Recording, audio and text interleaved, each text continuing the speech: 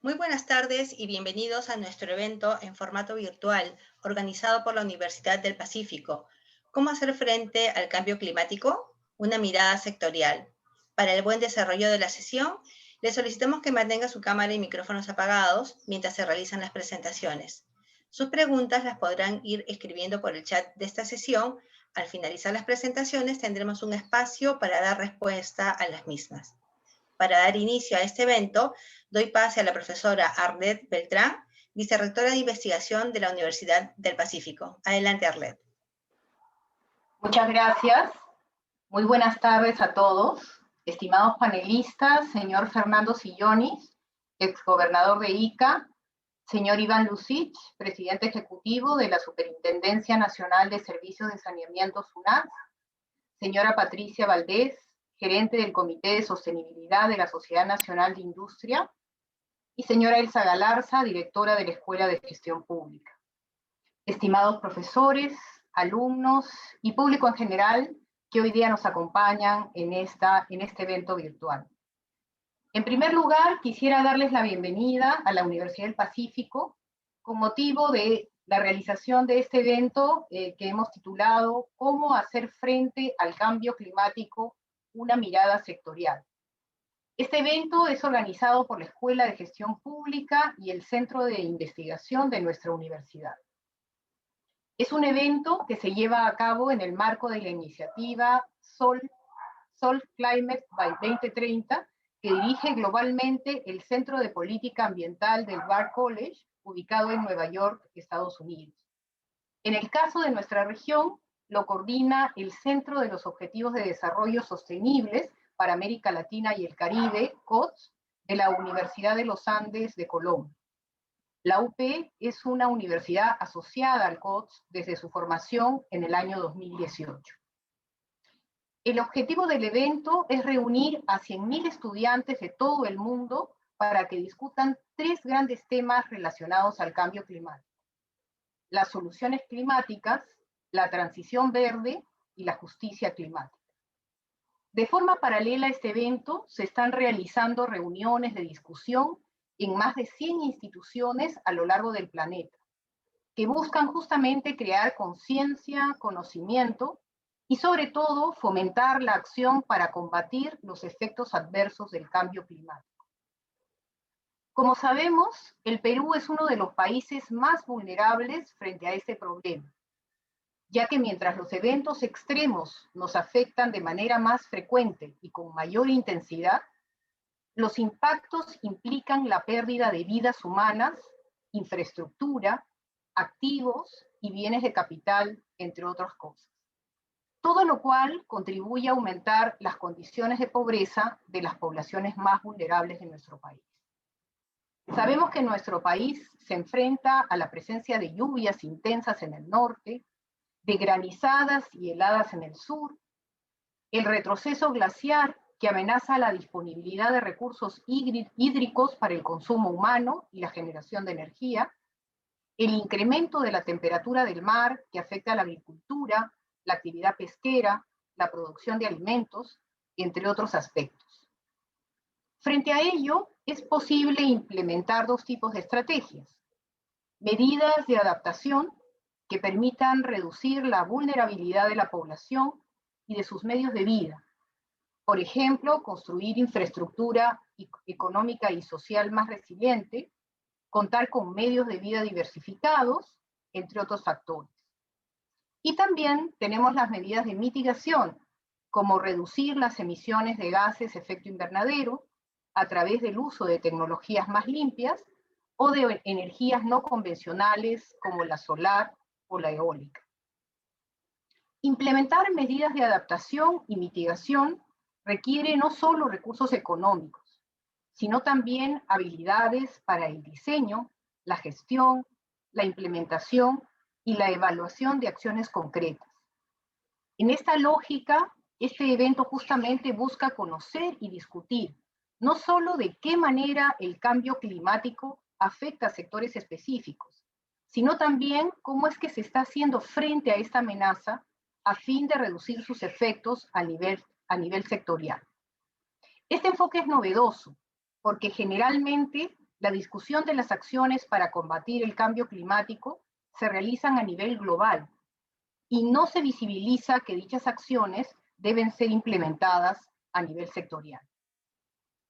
Considero que esta es una oportunidad única, no solo por la riqueza de la discusión que vamos a presenciar y de la cual podemos ser partícipes a través de la realización de preguntas, sino también porque, como ya he mencionado, miles de jóvenes como ustedes alrededor del mundo están igualmente discutiendo sobre lo que podemos hacer para contribuir a reducir los efectos del cambio climático en nuestro planeta. Muchas gracias por estar en la Universidad del Pacífico, por ahora de manera virtual. Estoy segura que esta actividad será muy provechosa para todos ustedes y que contribuirá a su formación profesional.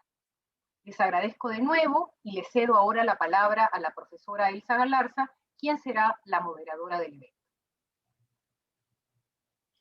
Muchas gracias a las compañeras. Ahora los dejo con la directora de la Escuela de Gestión Pública de la Universidad del Pacífico, profesora Elsa Galarza, a cargo de moderar el evento. Adelante, profesora.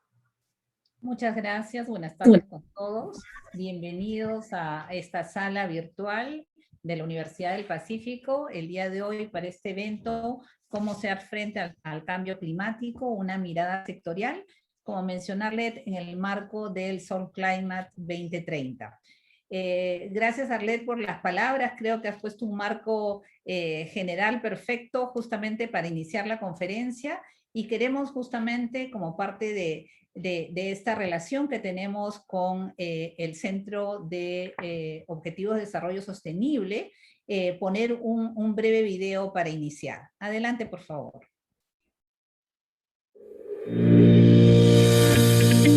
Bienvenidos a estos diálogos globales sobre recuperación verde, soluciones climáticas y transiciones justas. Es un gusto tenerlos en este encuentro, que hace parte de una serie de 125 encuentros a nivel global. Mi nombre es Felipe Castro, soy director del Centro de los Objetivos de Desarrollo Sostenible para América Latina y el Caribe, con sede en la Universidad de los Andes en Bogotá.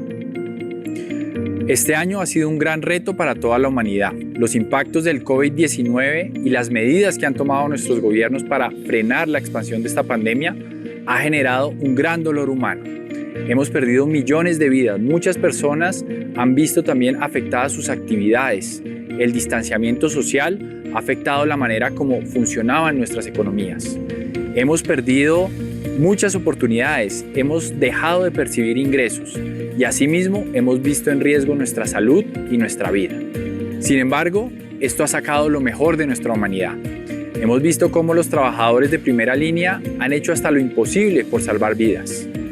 Hemos visto cómo a nivel global nos unimos para producir muy rápidamente una vacuna que nos da una luz de esperanza para salir adelante de esta pandemia. Sin embargo, tenemos un problema mayor, el problema climático. En este encuentro global queremos poner el ojo en esta problemática. No se nos puede olvidar que el año pasado fue el segundo año más caliente en toda la historia del planeta. El efecto del cambio climático lo estamos viendo cada vez más fuerte en nuestros mares, en nuestras montañas, en nuestro acceso al agua. Estamos viendo cómo ese aumento de temperaturas está cambiando la manera en cómo desarrollamos nuestras actividades en el planeta. Durante toda esta semana vamos a estar buscando soluciones a esta crisis climática. Desde Australia a Kirguistán, de Colombia a Malasia, de Carolina del Sur a Sudáfrica. Estaremos escuchando a expertos locales y jóvenes líderes sobre medidas concretas que nos pueden ayudar a mitigar los impactos del cambio climático. Afortunadamente, hay esperanzas.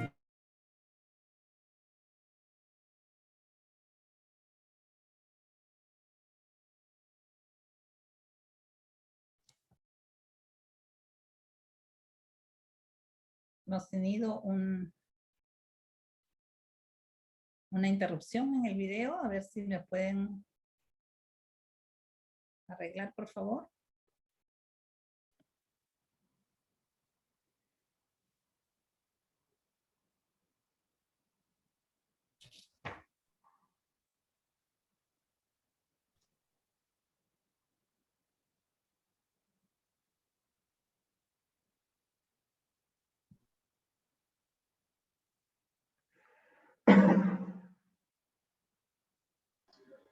¿Ok? Un momento, por favor. A ver, un minuto, por favor, para ver si podemos poner la última parte de nuevo para terminar de verlo. Ya estábamos cerca del final.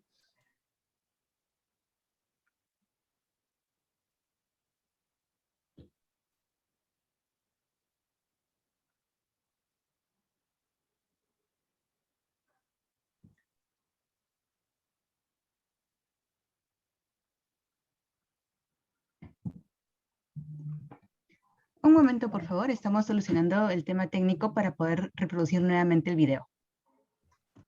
Ok, si no, podemos continuar. Ustedes me avisan. Voy a ir comentando un poco de esta iniciativa mientras ustedes tratan de reponer el video. Cuando recibimos esta invitación del Centro de Objetivo de Desarrollo Sostenible para América Latina de la Universidad de los Andes y del Centro de Política Ambiental del Bard College en Estados Unidos, no tuvimos duda que deberíamos estar presentes como Universidad del Pacífico en este día. Como ya lo mencionó Arlet y se ha mencionado también en el video, más de 100.000 estudiantes de pregrado y posgrado estarán unidos en esta iniciativa del Solve Climate 2030. El objetivo de este evento es justamente compartir, ¿no es cierto?, crear conciencia, conocimiento sobre el tema, pero también queremos hacer algo muy importante, que es fomentar la acción para combatir los efectos adversos del cambio climático. Y por ello está dirigido a todos ustedes.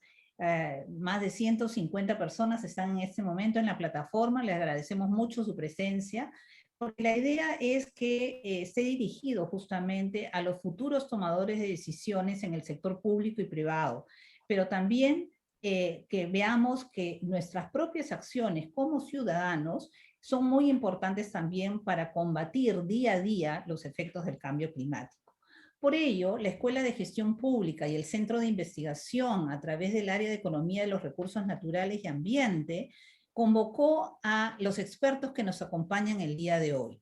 Fernando, Iván y Patricia, muchas gracias por acompañarnos esta tarde para darnos justamente algunos elementos interesantes de cómo estamos contribuyendo, con qué acciones concretas estamos contribuyendo al cambio climático. Justamente la idea de cómo hacer frente al cambio climático es el título de esta conferencia, porque deseamos hacer hincapié que el cambio climático tiene un impacto significativo en el desarrollo económico, social y ambiental del país. Según el último estudio realizado por la CEPAL en el año 2014, hacia el año 2100 se proyectan impactos que se traducirían en pérdidas en la economía nacional que oscilan entre el 11 y 15% del PBI del año 2010. Por lo tanto, necesitamos actuar, porque de lo contrario, encontraremos muchas dificultades para lograr ese desarrollo sostenible que el país necesita. Esta tarde analizaremos con nuestros panelistas 3 sectores: el agrícola, el agua y saneamiento y la industria. ¿Ok? Entonces, no sé si tenemos ya el video listo nuevamente para ver la última parte. Si no, paso a presentar a nuestros panelistas del día de hoy. Sí, ya Me tenemos indican, el por video. favor. En este momento voy a compartirlo un momentito para que pueda reproducirse. Perfecto, muchas gracias.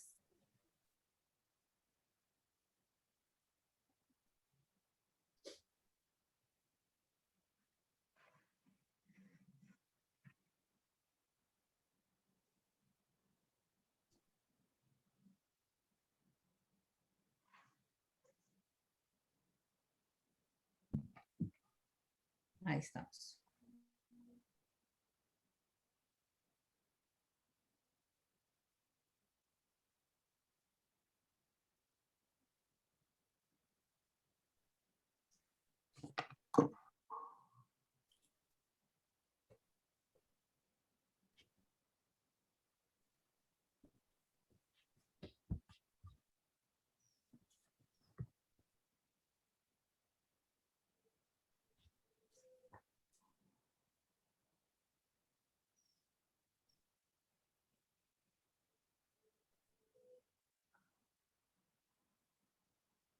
Déjalo correr, por favor.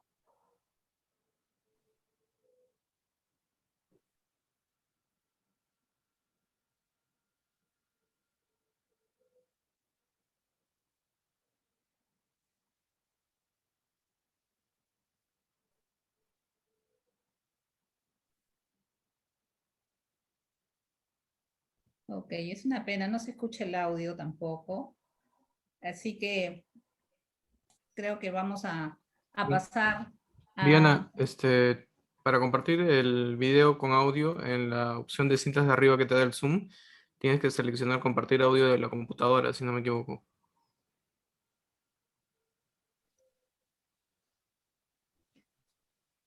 Ok, por favor, vayamos nada más continuemos, no se preocupen. Podemos hacia el final también volver a poner el video, hacia el final del evento, no hay ningún problema. Bien, voy a presentar a nuestros panelistas que nos acompañan el día de hoy. Tenemos 3 panelistas a los cuales agradecemos su presencia el día de hoy. Cuando los hemos llamado a convocarlos, nos han aceptado muy gratamente, así que paso a presentarlo. Fernando Sillonis, ingeniero economista de la Universidad Nacional de Ingeniería. Fernando tiene una maestría en Administración de Negocios en el Wharton Graduate School de la Universidad de Pensilvania en Estados Unidos. Actualmente es presidente de Información, fue gobernador regional de Ica en el periodo 2015-2018, es director agrícola de Tambo Colorado SAC y fue miembro también de diversos directorios y consejos consultivos de empresas e instituciones agrarias, mineras, universitarias, entre otras. Es especialista en gerencia y planificación estratégica de empresas e instituciones en el diseño y evaluación de sistemas de información empresarial. Así que, Fernando, muchas gracias por tu participación y creo que nos vas a dar una gran idea de cómo afecta el cambio climático en el sector agrícola. Permíteme también presentar a Iván Lusic. Iván Lusic es economista de la Universidad Nacional Mayor de San Marcos y magíster en Economía Ambiental y de los Recursos Naturales por la Universidad de Concepción en Chile.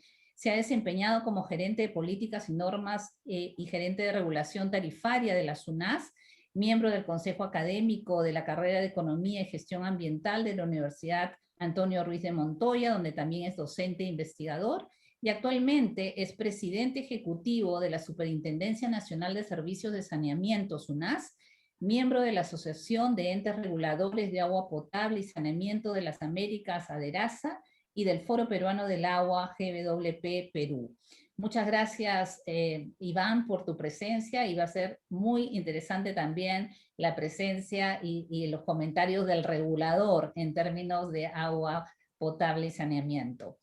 Y finalmente tenemos a Patricia Valdés Castro, abogada de la Pontificia Universidad Católica del Perú, magíster en Recursos Forestales y Conservación de la Universidad Nacional Agraria, La Molina, con experiencia de más de 20 años, tanto en el sector público como privado, en la elaboración de políticas públicas vinculadas a la gestión ambiental, cambio climático, diversidad biológica, economía circular y financiamiento climático. Además, cuenta con una amplia experiencia en la formulación, elaboración y gestión de proyectos de cooperación en el Perú. Actualmente se encuentra a cargo de la gerencia del Comité de Sostenibilidad de la Sociedad Nacional de Industrias, donde viene trabajando justamente con las empresas socias del gremio en una propuesta que brinde herramientas de soporte y acompañamiento con la finalidad de desarrollar una línea de sostenibilidad desde el sector industria.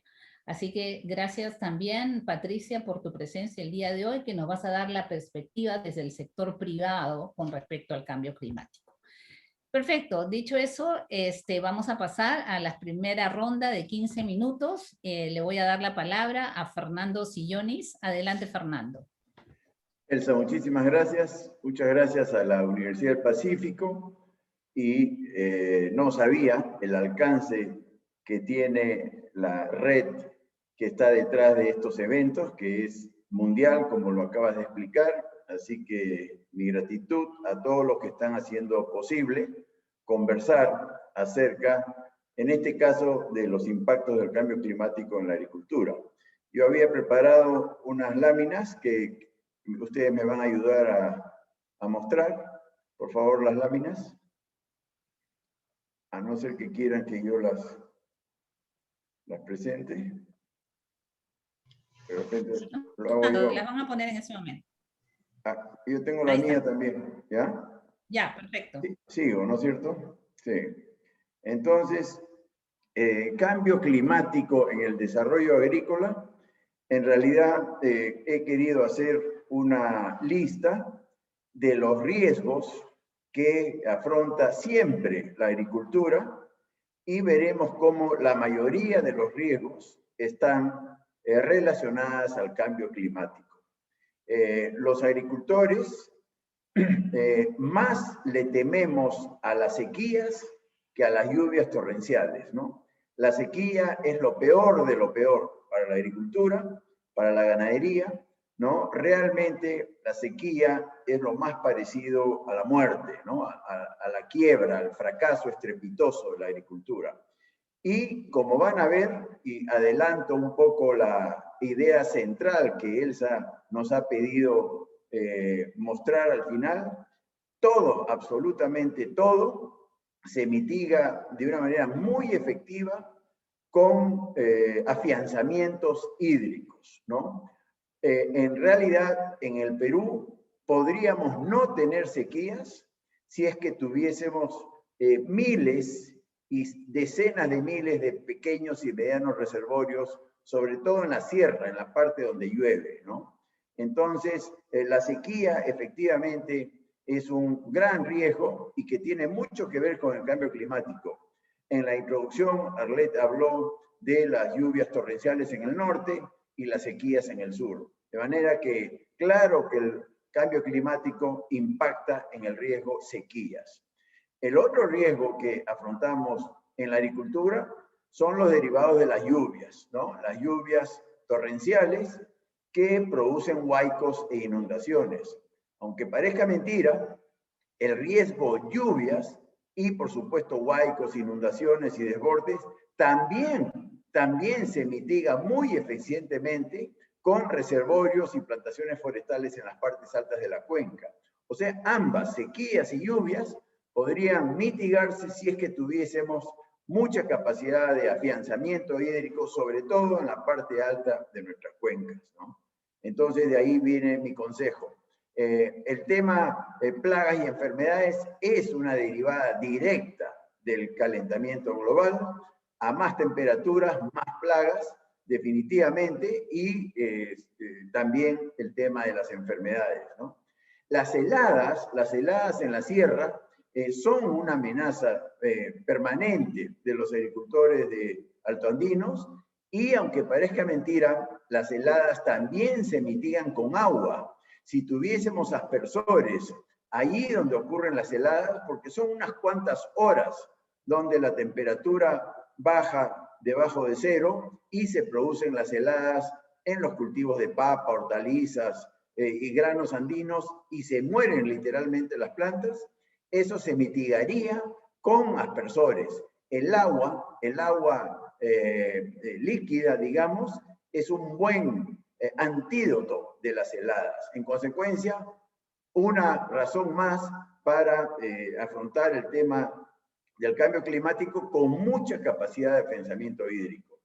Las olas de calor, con mayor razón, ¿no? Las olas de calor, que también hacen mucho daño, se mitigan con agua a través de aspersores, ¿no? De manera que, como ven, el agua se aplica prácticamente a todos los riesgos. Obviamente, y esto lo he sacado de del COER, ¿no? Los comités de operaciones de emergencia regionales que me tocó presidir durante el gobierno regional de Ica, a todo lo anterior se suman los riesgos de sismos y tsunamis, ¿no? Sismos y tsunamis, y es muy poco lo que se puede hacer para evitar un sismo, ¿no? Y consecuentemente un tsunami, pero es mucho lo que podemos hacer para evitar construir urbanizaciones en zonas de riesgo no mitigable, ¿no? El Perú, lamentablemente, está lleno de centros poblados que han sido instalados previos a mecanismos muy corruptos de traficantes de tierras, coludidos con alcaldes corruptos y regidores corruptos, y han permitido el desarrollo de asentamientos humanos en zonas de riesgo no mitigable. Para los que conocen Lima, Chosica, ¿no es verdad? Chosica jamás debió ser un centro poblado, porque no hay forma de mitigar el riesgo de los huaicos en las temporadas de lluvia. desde el punto de vista agrícola, las erupciones volcánicas, también, así como las paracas que son estas tormentas de arena muy comunes en Ica, se mitigan con agua, ¿no? En consecuencia, y por último, los incendios. Entonces, como verán, todos los riesgos nos conducen al agua, ¿no? Poder tener agua todo el año, ese es el gran desafío. La pena es que si vienen ustedes a Ica y a cualquier parte del Perú, el día de hoy, como que yo he estado el sábado pasado en Ica, estamos dejando pasar cualquier cantidad de agua dulce al mar. Ha sido un estupendo año de aguas, el 2020-2021. Desde diciembre no nos ha faltado agua en ninguno de los ríos de la costa, y regiones como Ica, tan caracterizadas por su escasez de agua, pues, aunque parezca mentira, está botando cientos de millones de metros cúbicos al mar. Y va a venir el mes de mayo, que está a la vuelta de la esquina, va a venir junio, y les aseguro, ¿no?, que todos los iqueños van a estar llorando nuevamente, como todos los años, por la falta de agua. Sin embargo, vamos a estar en junio y nadie va a hablar de la cantidad de agua que perdimos de entre diciembre y abril, incluso mayo, ¿no? Entonces, el tema de los reservorios, ¿no?, que Elsa Galarza conoce mejor que nadie, ¿no? El afianzamiento hídrico, la siembra y cosecha de agua, tiene 1000 nombres, pero todo se reduce a sistemas de afianzamiento, o sea, guardar las abundantes aguas de lluvia, parte de las abundantes aguas de lluvia, arriba en la sierra, ¿no?, donde el agua es limpia y no tenemos que lidiar con los sedimentos y los problemas del agua en las partes bajas. Y, por supuesto, plantaciones forestales masivas, ¿no? Millones de hectáreas de árboles. No hay árbol malo, en mi opinión, ¿no? Cuando hablamos de pinos, hay gente que se opone a los pinos. Bueno, hablemos de plantas nativas. No hay árbol malo para efectos de afianzamiento hídrico. En consecuencia, eso es lo que tenemos que aplicar. Y, valgan verdades, los peruanos, los seres humanos, hemos hecho muy poco a este respecto. O sea, el cambio climático, que es real, definitivamente es real, lo estamos viendo. El mejor indicador es el retiro de los glaciares, que en Ica mismo, sin ser una zona de muchos glaciares, nosotros sí teníamos glaciares en la parte alta de Castrovirreyna y Guaitará, y se están retirando, definitivamente. Entonces, tienen que ser los reservorios y las plantaciones forestales, incluso los pastizales cercados, los que hagan las veces de glaciares, los que hagan las veces de captadores de agua de lluvia para disponer de ella en los estiajes, ¿no? Entonces, repito, así como todos los caminos conducen a Roma, todos los riesgos conducen al agua, ¿no? Al agua. Ahora bien, desde el punto de vista institucional, hay que dar un comentario, ¿no? Y con esto termino. No hay nada más transversal que el cambio climático, ¿no? El cambio climático no respeta sectores y no respeta condición económica, no respeta culturas. Cuando se moja, cuando hay lluvia, todos nos mojamos, ¿no? Entonces, tiene que ser una institucionalidad muy transversal, muy transversal. Y yo tuve la experiencia apasionante en Ica de vivir cada uno de los 48 meses que estuve en el gobierno regional, las sesiones del COER. El COER es muy conocido en Ica, por lo menos fue para mí, que es el Comité de Operaciones de Emergencia Regional, ¿no? Recuerden que el 2017 se inundó Ica, ¿no? Primero se inundó Ica y después se inundó el norte. Lo que pasa es que las inundaciones del norte son mucho más severas que las de Ica y todo el mundo se olvidó de Ica. Pero el Niño del 2017 empezó en Ica y ahí aprendimos que el COER era una institución fundamental. Sesionábamos literalmente todos los días y de una manera transversal, ¿no? participaban no solo alcaldes, sino también directores de sectoriales, por supuesto, la iglesia, las empresas y todo lo demás.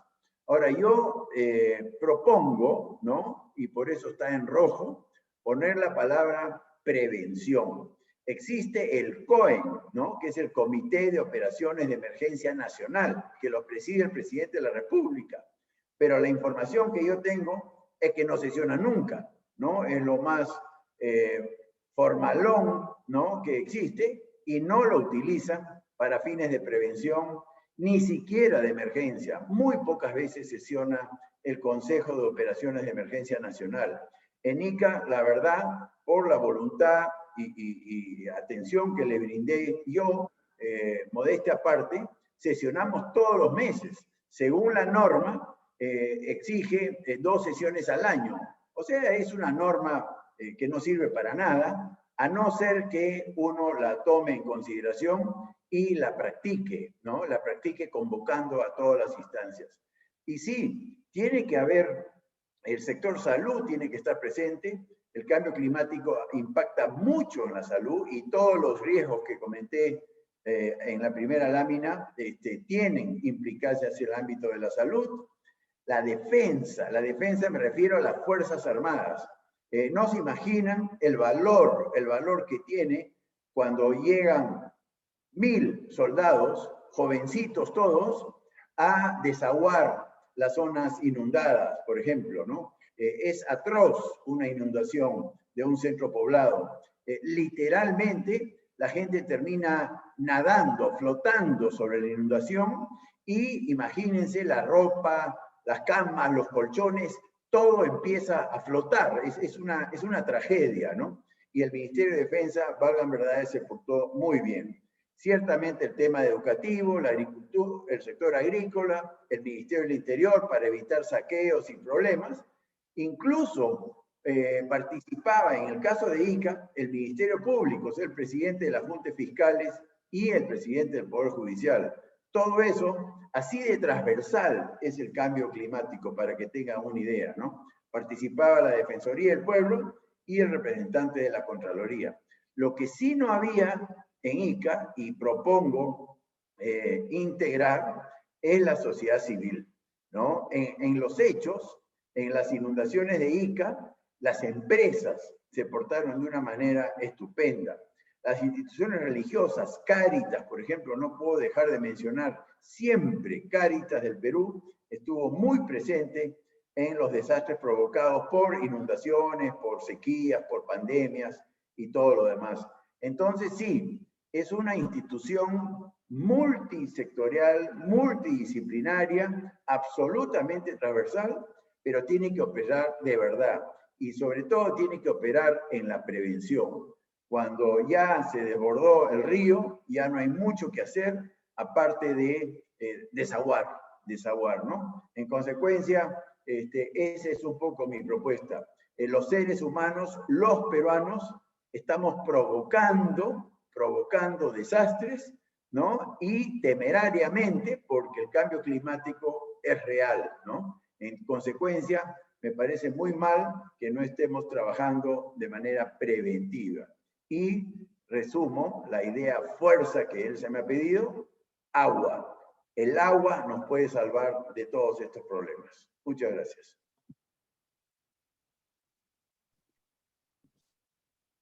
Muchas gracias, Fernando. Creo que has puesto varios puntos en la agenda para discutir ahora que regresemos. Ciertamente el agua es fundamental para lograr mejor productividad, ¿no es cierto?, en la actividad agrícola.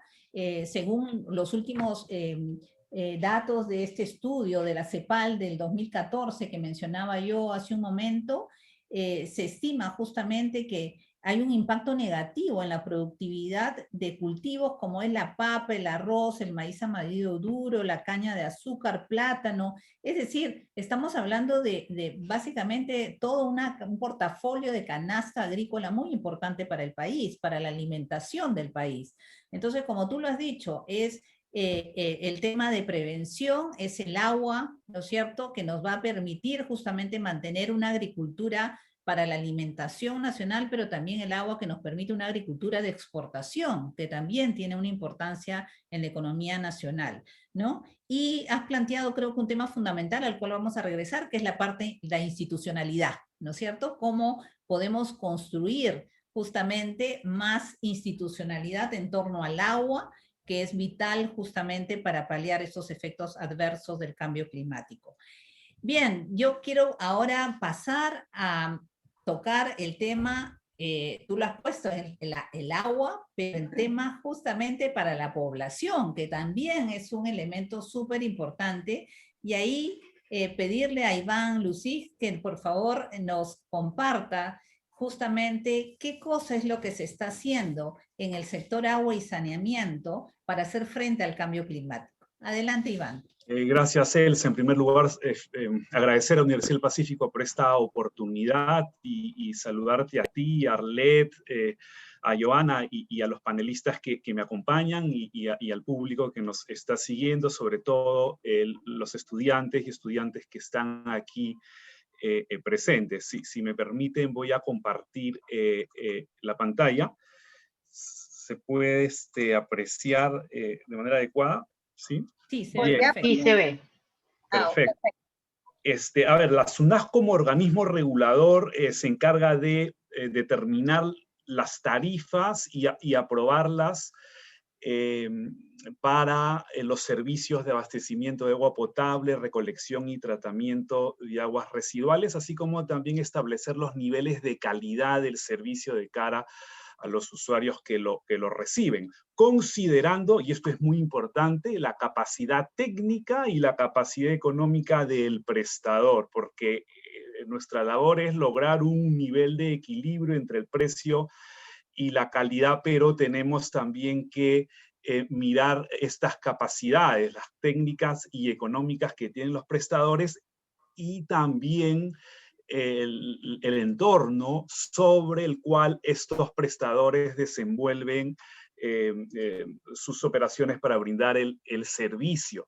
Y en este entorno natural y físico, el tema de cambio climático es muy importante. Para el sector de agua potable y saneamiento, el cambio climático tiene una incidencia directa en la disponibilidad de agua cruda que captan los prestadores para poder potabilizarla y distribuirla, ¿no? Siendo este su principal insumo, ¿cierto? Y de lo que se trata también es ir generando las capacidades para que los prestadores puedan controlar la cadena de suministro del agua cruda en este entorno. Entonces, una de las principales cosas que ahora nos toca analizar son estos escenarios climáticos, ¿no? Y cómo estos escenarios afectan la precipitación y cómo se prepara, digamos, los ecosistemas proveedores de agua para poder ser gestionados de manera importante, ¿no? El análisis de los escenarios muestra, en el caso del Perú, ¿no?, variaciones en las precipitaciones que tienen diferentes comportamientos, inclusive dentro de una misma cuenca se puede observar que hay variaciones entre la parte media y la parte baja de la cuenca, ¿no? Y en estos escenarios se van proyectando distintas variaciones en la precipitación que pudieran ocurrir en distintos periodos de tiempo, ¿no? Nos observamos, por ejemplo, que para el RIMAC entre el 21 y el año 26 puede haber una disminución de 8.4% en la precipitación, ¿no? Y esto va a afectar al servicio, tanto, o sea, toda vez cuando estas variaciones son positivas o estas variaciones son negativas. Una menor disponibilidad, de hecho, disminuye la continuidad de la provisión de agua potable, y cuando hay exceso de agua disponible, se interrumpe el servicio cuando las plantas potabilizadoras no pueden tratar niveles de turbidez elevados, ¿no? Aquí, por ejemplo, tenemos un ejemplo de la cuenca del río Quirós en Piura. En la parte alta, según el análisis realizado por la SUNAS, en base a la información de Cenami, llovería más, ¿no? Y en la parte baja llovería menos. Hemos cuantificado el impacto que tendría la menor precipitación sobre la disponibilidad hídrica y también sobre el número de prestadores que se verían afectados, ¿no? Para poner un ejemplo, y mirando el cuadro, el 15% de los prestadores tendrían una reducción de la disponibilidad hídrica entre el 66 y el 99%. Esto significa que hay 43 prestadores que podrían verse afectados con una reducción sumamente importante de agua para el consumo humano, ¿no? Lo importante es que tenemos la información, ¿no? Lo importante es que se han hecho estos escenarios. Entonces, lo que queda es trabajar con el sector vivienda y con el gobierno regional, en este caso de Piura, para empezar a establecer ciertas medidas de mitigación, ¿no? Bueno, ya lo mencionó Fernando Sionis en la presentación previa de lo que significa la variabilidad climática en términos de una mayor intensidad y en términos de sequías, en términos de inundaciones y todo lo demás, ¿no? Es importante ahora conversar un poco sobre los desafíos, ¿no? Y es importante también diferenciar sin considerar los efectos de cambio climático y después considerando los efectos de cambio climático, porque sin considerar los efectos de cambio climático, pues, sabemos que al 2030, y si queremos lograr los objetivos de desarrollo sostenibles, tenemos que cerrar las brechas de acceso al agua potable y saneamiento, tanto en el ámbito urbano como en el ámbito rural, ¿no? Considerando además que el gran problema en el ámbito rural es la calidad del agua, ¿no? Entre 2 y 3% de los hogares reciben agua para consumo humano, que cumpla con todos los parámetros de consumo humano, ¿no? Pero ya considerando los efectos de cambio climático, el sector de agua potable y saneamiento tiene como desafío gestionar los riesgos, ¿no?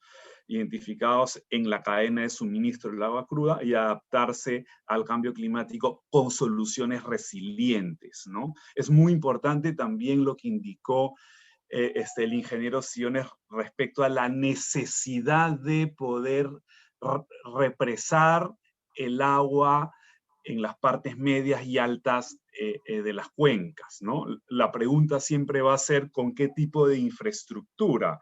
¿Con infraestructura que sea resiliente a variabilidad climática o con grandes represas que más allá del costo no necesariamente van a estar ubicadas allí donde se espera que la precipitación se produzca, ¿no? Bien, aquí tenemos unos gráficos que van a mostrar la superficie de bofedales que hemos perdido en 3 años. O sea, el 8% de los bofedales, hemos perdido 8% de los bofedales solamente en 3 años. Es decir, que la degradación de los ecosistemas va a ser mucho más aguda el impacto del cambio climático. O sea, ya cambio climático tiene un impacto importante sobre la disponibilidad hídrica y a esto se va a acelerar justamente por la degradación creciente que el hombre hace de estos bofedales, ¿no?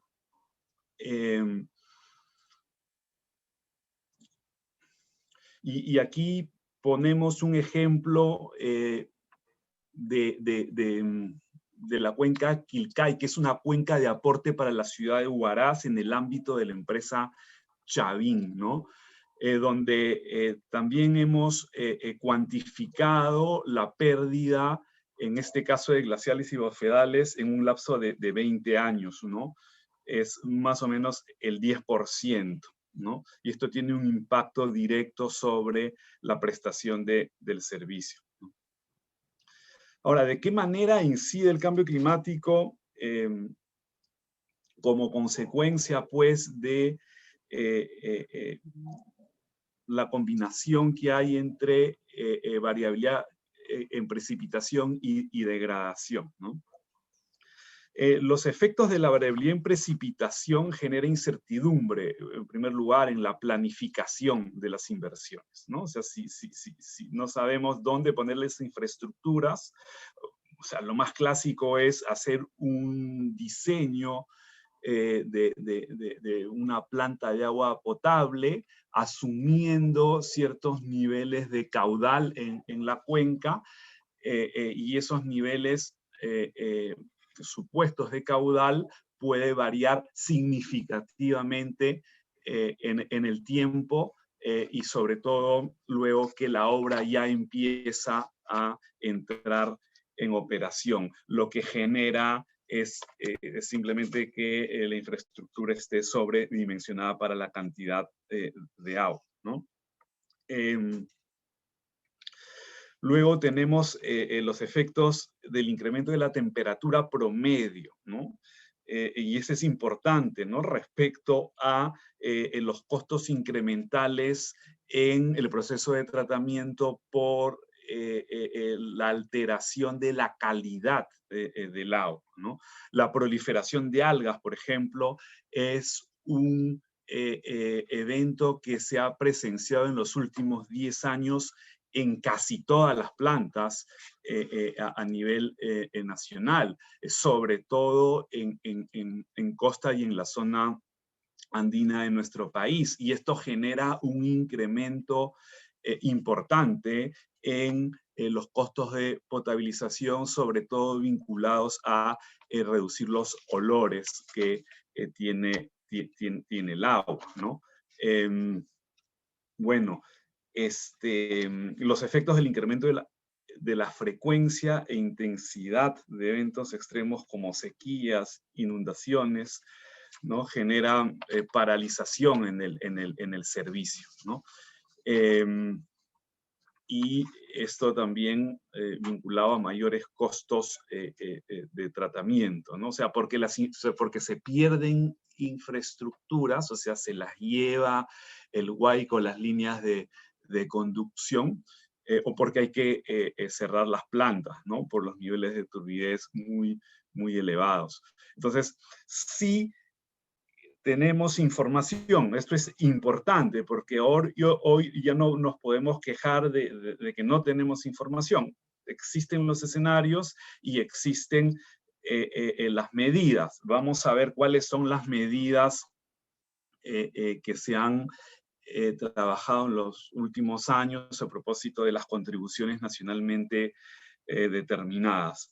Es importante mencionar que son solamente 10 empresas de agua las que hoy cuentan con un plan de adaptación al cambio climático, ¿no? Y esto requiere sí un mayor esfuerzo para que todas puedan tener un plan de cambio climático.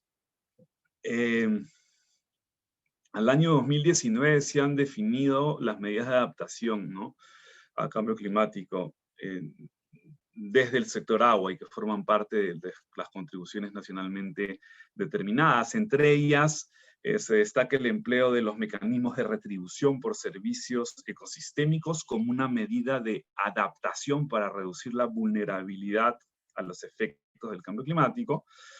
Asimismo, la ampliación, optimización y mejoramiento de la capacidad de regulación de los sistemas de agua potable y también de las infraestructuras redundantes que sirven como fuentes de respaldo ante problemas vinculados al proceso de producción, de modo de no dejar a la población sin el servicio, ¿no?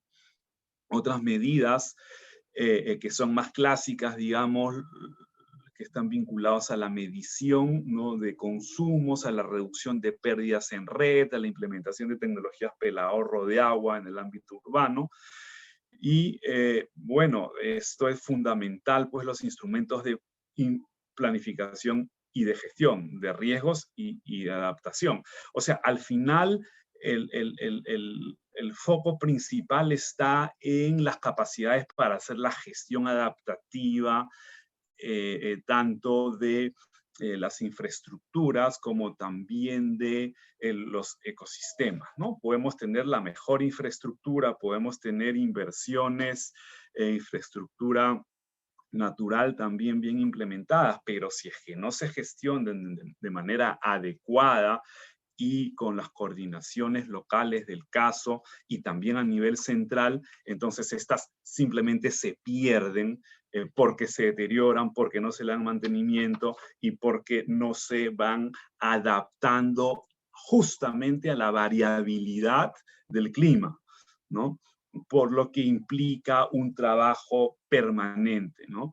Y de mantenimiento, ¿no? Y aquí no hay pandemia que valga, es decir, con pandemia o sin pandemia no podemos descuidar los recursos para el mantenimiento de los sistemas, ¿no? Esto es fundamental. Bueno, desde la regulación tarifaria es importante también mencionar, ya digamos, mirando un poco las tarifas, ¿no? Que hay una evaluación, o sea, los planes de negocio de las empresas, los programas de inversión tienen una mirada de evaluación de riesgos, y no solamente desde la perspectiva de los riesgos operativos, sino también de los riesgos vinculados a la variabilidad climática, ¿no? Identificando medidas de mitigación y de adaptación para ser incorporadas en los planes maestros y en los estudios tarifarios. El problema aquí es que la tarifa no puede cubrir toda la inversión que esto requiere. La tarifa debiera ser la variable que permite la recuperación de esta inversión, pero si es que las empresas no cuentan con líneas de crédito y solamente esperan transferencias de tesoro, entonces no vamos a lograr dar ese salto. Y este es un problema que hoy es mucho más importante de abordar que antes, considerando que hoy mismo, digamos, se publicó un anuncio en el periódico respecto a que no hay caja para continuar con la ejecución de inversiones en agua potable y saneamiento. Entonces, es un tema que con pandemia o sin pandemia, con déficit fiscal o sin déficit fiscal, igual tenemos que agenciarnos de los recursos para que estas infraestructuras no dejen de construirse y de operar. Bueno, tenemos también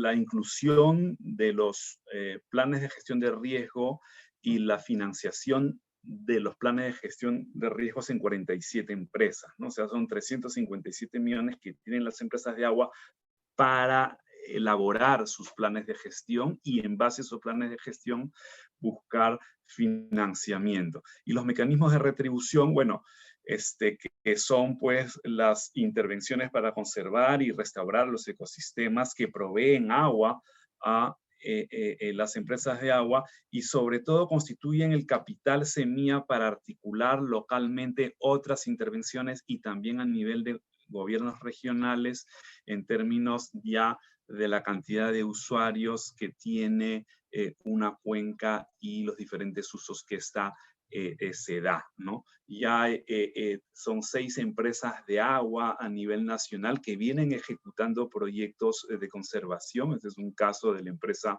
Marañón en Cajamarca.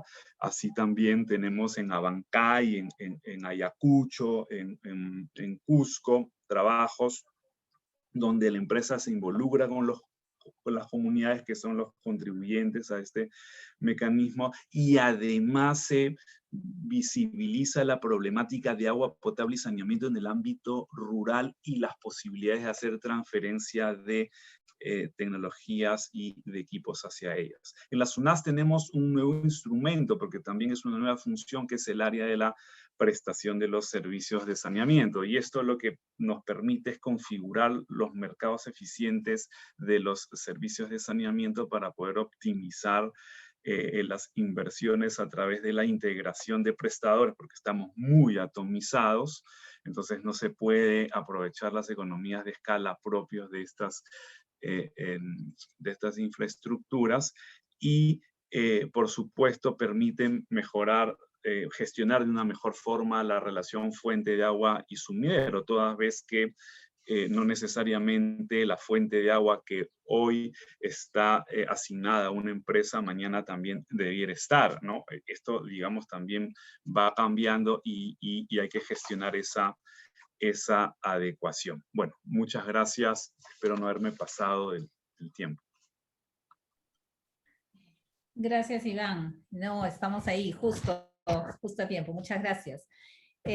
Bueno, sí, rescato muchas cosas que has mencionado. Una de ellas que nos da una visión más positiva es el hecho de que mencionas que el día de hoy sí tenemos escenarios, es decir, sí tenemos, obviamente, escenarios con grados de incertidumbre, sin duda, ¿no? Pero sí se tiene la información. Entonces, creo que si se ha avanzado en ese aspecto, podríamos entonces ir a tomar acciones más concretas. De repente vamos a regresar con esta pregunta también contigo, pero para que nos digas dónde está entonces el cuello de botella, si es que la información existe, ¿no? También rescato, nos mencionas, bueno, el tema de las EPS, sin duda es un tema que tiene que ver con la gestión, ¿no es cierto? Pero que solo 10 de 47 tengan planes de adaptación a cambio climático nos está diciendo algo muy importante, ¿no es cierto? Entonces que creo que ahí también hay que mirar bien, porque estas EPS están a lo largo de todo el país, ¿no? Y de todas de ellas depende justamente el abastecimiento de agua potable de las ciudades, estas ciudades en constante y permanente crecimiento. Entonces eso es importante también mencionar. Y lo que sí yo felicito a la SUNAS es por esa mirada integral que tiene del tema, ¿no? Muchos prestadores de servicio de agua potable piensan que el agua es la infraestructura que sale de la planta, ¿no? de generación de agua potable y nos sale por el caño a nosotros, pero no mira más atrás. Y el hecho de que la SUNAS tenga una mirada justamente de todo el ecosistema, porque finalmente tú lo has mencionado muy claro, podemos tener la mejor infraestructura, pero si no tenemos agua no nos va a servir de mucho, ¿no? Entonces, ¿cómo tener esa visión integral nos ayuda a tener justamente una mejor previsión para el futuro?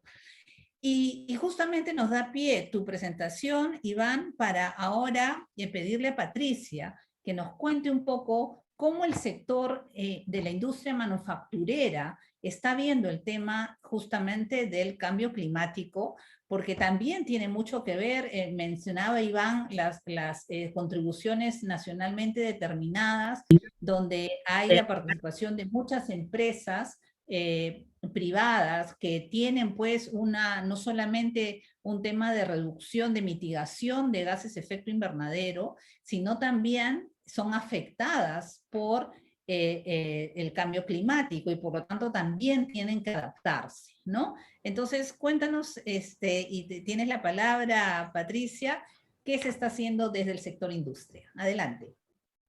Bueno, buenas tardes con todos. Gracias antes que nada por la invitación. Acepté estar aquí porque me identifico mucho con el tema. De hecho, desde la universidad era de las personas que siempre apoyaban los temas o los cursos los orientaba a temas ambientales. Tuve la oportunidad de con un grupo de jóvenes, que me imagino con muchos de los que están ahora escuchándonos en este momento, participar del GeoJuvenil en el año 2001. Y eso es asales, ¿no? Así que un poco el mensaje también para los chicos que nos están escuchando y viendo es de que cuando uno cree en lo que hace, puede hacer mucho, puede hacer cambios, ¿no? Cambios para mejor. Bueno, a ver, empiezo un poco con mi presentación. Si me dan la siguiente PPT. Ahí hay una aplicación en Menti que los invitaría a poder acceder. Pedí también que por el chat se pase el link, porque un poco también quiero ver cómo ustedes están viendo el tema de cambio climático, cuál creen que es la causa, ¿no? Porque siempre se dice que quizás la industria o las empresas, pero también hay que ver un poco la perspectiva de cada uno. Eso lo dejo como un ejercicio para mirarlo al final del taller. La siguiente presentación, por favor. La siguiente PPT.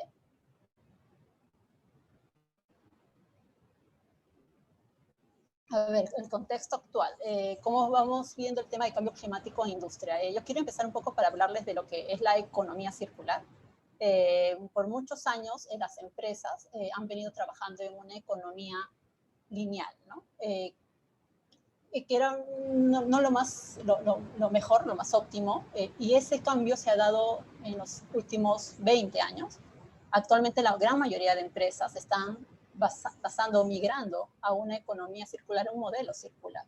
¿Por qué? Porque este modelo circular permite que sus recursos lo puedan volver a reusar como residuos, ¿no? Y a la vez, esa reutilización que hacen de sus propios residuos les hace un incremento económico, porque ya no tienen, por ejemplo, que pagar para llevar a los botaderos, sino que tratan de que este modelo vuelva al sistema en sí, ¿no? De origen. Este cambio en la producción de consumo, el siguiente PPT, hace que este modelo de economía circular tenga un vínculo con el tema de cambio climático, porque al usar este modelo, tus emisiones van a disminuir y por tanto va a tener un menor impacto en el ambiente y en tu entorno. Y es lo que se está haciendo con la gran mayoría. De hecho, desde el gremio en que estoy, hay un comité que está viendo este tema y se viene trabajando con empresas grandes y medianas.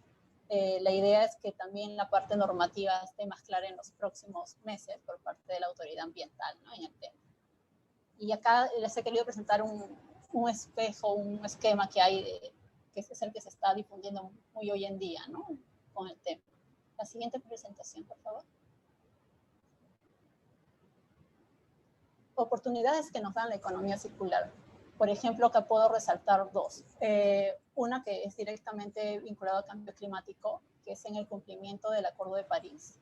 Como deben saber, el Acuerdo de París es la nueva meta que tenemos como países, y por tanto todos los sectores tendríamos que orientarnos y alinearnos a este cumplimiento del acuerdo, de lo cual se puede ver en diferentes sectores.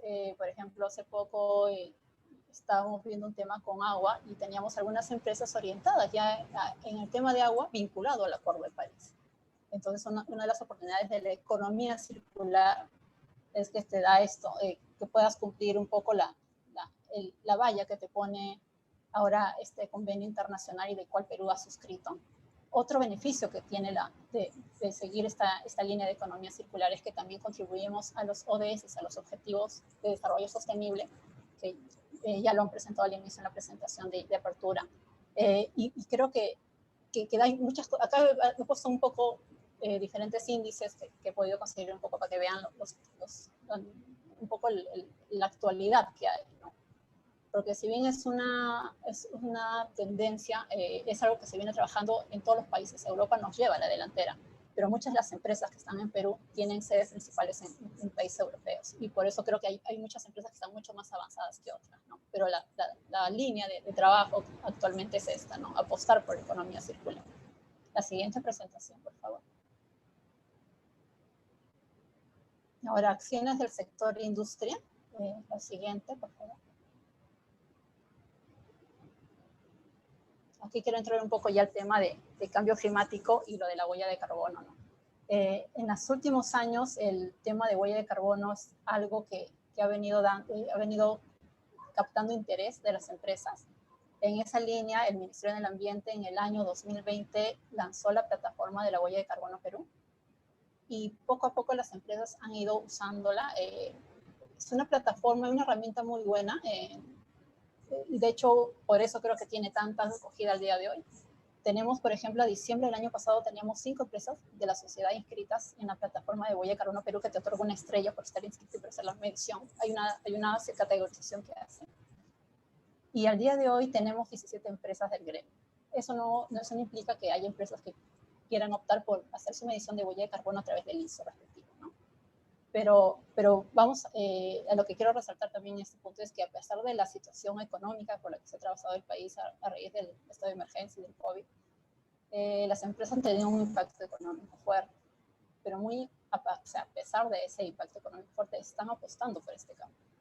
Tenemos de 5 a 17 empresas, ¿no? Ese cambio yo creo que dice algo, ¿no? Dice de que ya las empresas están más aperturadas al tema, el tema se está trabajando también desde el comité que dirijo mucho, estamos articulando con la autoridad ambiental, y yo creo que una cosa importante en el tema es la articulación con las autoridades.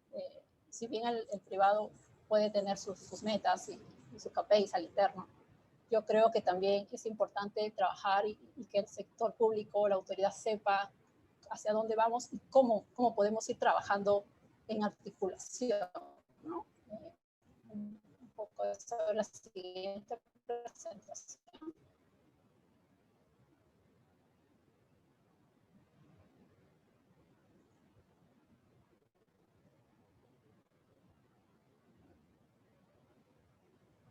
Aquí tenemos las empresas registradas en la plataforma de Huella de Carbono Perú, que es una plataforma abierta.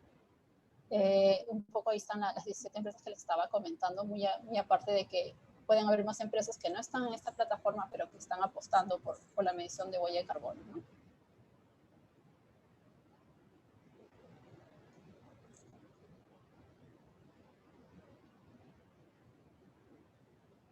¿Me escuchan bien? Porque escucho que estoy leyendo que se está entrecortando. Y se entrecorta un poquito. O apago mi cámara, no sé si con eso mejore. Sí, tal vez, mejor. Ya, ok, voy a apagar la cámara y te voy dando las indicaciones. Ok, bueno, otro de las medidas o acciones que van de la mano a apostar por un cambio como industria, apostando por cambio climático, es la suscripción de los acuerdos de producción limpia. Estos acuerdos de producción limpia lo que buscan es prevenir, minimizar la generación de residuos sólidos y la valorización de aquellos generados por una empresa. Es así que la autoridad ambiental desde hace 2 años está suscribiendo acuerdos de producción limpia con empresas de industria, por ahora, porque hay una hoja de ruta en el tema. Y al día de hoy estas son las empresas que han suscrito con el Ministerio del Ambiente un APL, se conoce como acuerdos de producción limpia, APLs, y están haciendo ese cambio, ¿no? Yo creo que es una herramienta que permite a la empresa un ahorro también y a la vez una compensación, porque vas a tener menos emisiones, ¿no? Entonces son herramientas que nos está dando la política ambiental para poder trabajar a tener una visión más actual, ¿no? De cómo enfrentar el cambio climático. La siguiente presentación, por favor.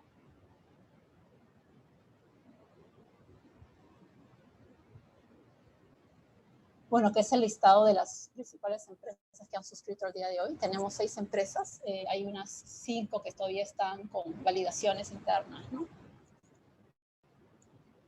Esto empezó con mucha fuerza en el año 2019. El año pasado, con esta emergencia, se ha tenido que un poco realinearse algunas cosas, ¿no? Al interno de algunas empresas que ya venían suscribiendo los acuerdos.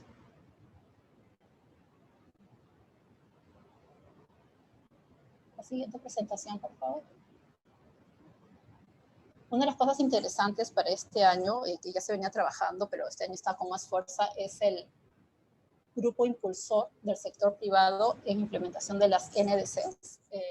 Se ha creado un grupo de trabajo liderado por el MINAM, que nos ha convocado a todos los gremios y el sector financiero incluido también. Y estamos trabajando en un plan de trabajo para un poco poder trabajar las NDCs, porque si bien estaban ya categorizadas, yo sí se ha considerado que se necesita un trabajo más articulado, ¿no? Y al día de hoy, por ejemplo, podría comentar de que hoy día se eligió a la junta directiva de este grupo impulsor del sector privado. Así que hay buen trabajo por delante todavía, ¿no? Y creo que es una iniciativa interesante y súper buena, porque yo creo que eso ayudaría a que las NDC se trabajen de manera más técnica, porque si bien tenemos a las NDCs, a veces no vemos cómo engancharlas con las empresas, con el sector privado en sí, ¿no? Si es ya sea de industria, o sea de minería, o sea de pesquería, ¿no? Y yo creo que este grupo de trabajo va a tener un rol importante, ¿no? En este diseño del plan para los próximos meses. La siguiente PPT, por favor. Otro de los espacios en que se está desde el sector industria es en la Estrategia Nacional ante el Cambio Climático al 2050, el cual se está haciendo una reestructuración, donde estamos participando también como privados. Y eso es importante porque si bien en la anterior estrategia había un mínimo de representatividad de privados, yo creo que ahora se está ampliando este número y se va a hacer un trabajo articulado porque ya existe un grupo de impulsor, ¿no? Entonces yo creo que se está tomando también un poco el pedido que se tenía de diferentes sectores hacia el gobierno de cómo aterrizar, ¿no? De varias medidas como las medidas de mitigación o adaptación, porque si bien uno dice, ok, esto puede ser, pero a veces no está tan claro la parte técnica, ¿no? El tema del línea base, cómo engancharlo con un sector determinado, ¿no? Entonces, hay este proceso de actualización y también estamos participando. El próximo PPT, por favor. Bueno, un poco acá es explicarles, en la última COP estuvimos presentes con presentaciones de algunas empresas, con avances que han venido haciendo básicamente en mitigación, ¿no? La siguiente presentación, por favor, para poderles explicar un poco más. Acá quiero aterrizar un poco algunas empresas que están trabajando temas importantes vinculados a mitigación y adaptación. Por ejemplo, tenemos UNACEN, quien ha sacado un plan de sostenibilidad que van a ser carbono neutral a 2050. Es una de las empresas más avanzadas en el tema en el país. Y están haciendo cambios al nivel interno como sector cementero, ¿no? Y yo creo que eso es importante rescatar. Cada empresa tiene un sector diferente, trabaja diferentes actividades vinculadas al cambio climático y creo que un poco también es difundir un poco lo que las empresas hacen, que a veces no hay espacios de difusión, ¿no? Y, por ejemplo, UNACEN está haciendo un gran trabajo vinculado al cambio climático. Están en varias plataformas internacionales y están sacando un NAMA cemento. Y para llegar a sacar un NAMA es un proceso que puede durar varios años, ¿no? Entonces también creo que hay cosas importantes desde los privados en este cambio hacia una nueva visión, ¿no? Como cambio climático.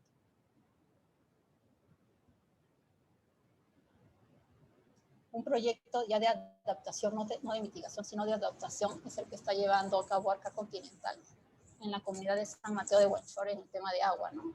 De hecho, salió esto hace poco en unos boletines que sacamos desde la sociedad. Y esto está contribuyendo a la comunidad, y también a la medida de adaptación sí que se está desarrollando, ¿no?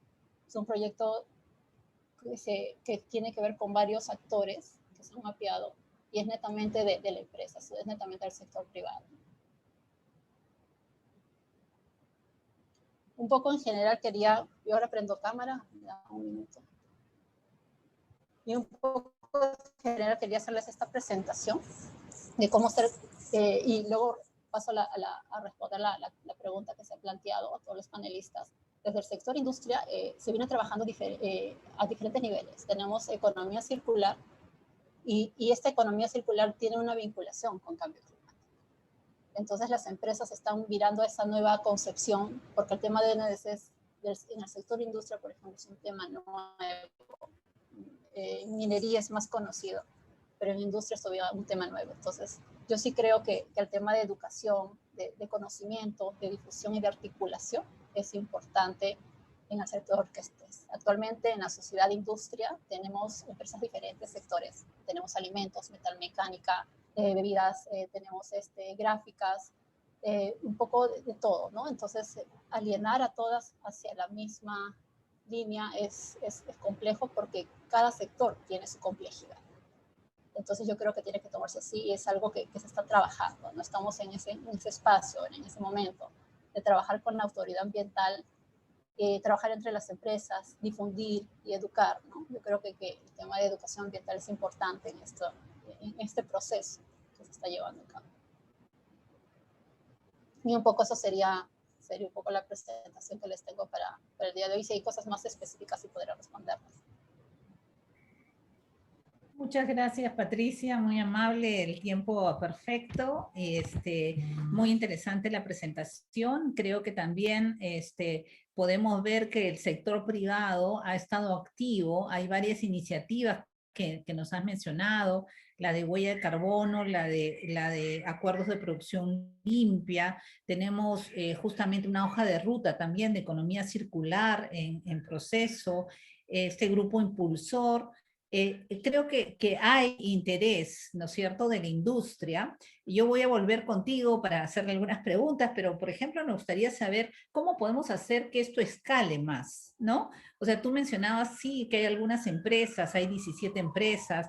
Tenemos, por ejemplo, el certificado azul del agua que promueve el ANA, donde también tenemos 22 empresas, ¿no? Es decir, tenemos varias cosas que están en proceso.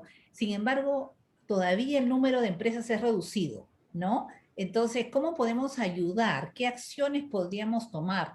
En general, desde el sector público, desde el sector privado mismo, desde la sociedad civil, para lograr esta mayor, acción climática que buscamos, ¿no? Pero regreso contigo, le pediría ahora a Iván y a Fernando que prendan sus cámaras también. Patricia, tú quédate ahí, estás muy bien, porque vamos a hacer una primera ronda de preguntas y luego voy a tomar muchas preguntas del público que las están haciendo también muy interesantes, así que voy a tomar algunas de ellas también. Yo quisiera preguntarle a Fernando, hay un tema, cuando se habla de agricultura, hay un tema de eficiencia en el uso de agua, ¿no? Porque justamente también un participante mencionaba el caso del arroz, ¿no es cierto? ¿Por qué cultivar arroz en la costa cuando el arroz es un cultivo de inundación y justamente en la costa no tenemos agua? Pero también hay todo un tema de eficiencia en el uso del agua para regadío, ¿no? Sabemos que muchas empresas están altamente tecnificadas, tienen riego por goteo, riego por aspersión, en fin, diferentes tecnologías, pero esas tecnologías cuestan, sin duda tienen un costo bastante alto que no todos los agricultores pueden afrontar. Y tenemos también muchos agricultores pequeños, ¿correcto? Entonces, y justamente creo que tenemos más agricultores pequeños que grandes. Entonces, ¿cómo podemos hacer para que justamente se mejore el uso de la eficiencia de agua en estos pequeños o medianos productores agrícolas? No hay otra alternativa que aplicar la tecnología. La tecnología es cara, pero altamente rentable, ¿no? Rentable. Entonces, será un proceso gradual, pero no hay otra manera que aplicar la tecnología. O sea, poner sistemas de riego por goteo. No hay otra, ¿no? Sabiendo que el sistema de riego por goteo requiere, anterior a las mangueras con los goteros, un sistema de filtrado y presurizado, ¿no? O sea, son agriculturas que requieren de electricidad, energía, ¿no? Puede ser energía solar, pero no puede ser energía gravitacional, ¿no? Y no hay otra. Nosotros como empresarios que utilizamos tecnología, estamos conversando entre nosotros para ver desde el sector privado expandir esta tecnología a nuestros vecinos, que suelen ser parceleros muy precarios, ¿no? Pero no hay otra. Es simplemente hacerlo, financiarlo, por supuesto dirigirlo, y es muy rentable, no es poco rentable, no es marginal, es altamente rentable.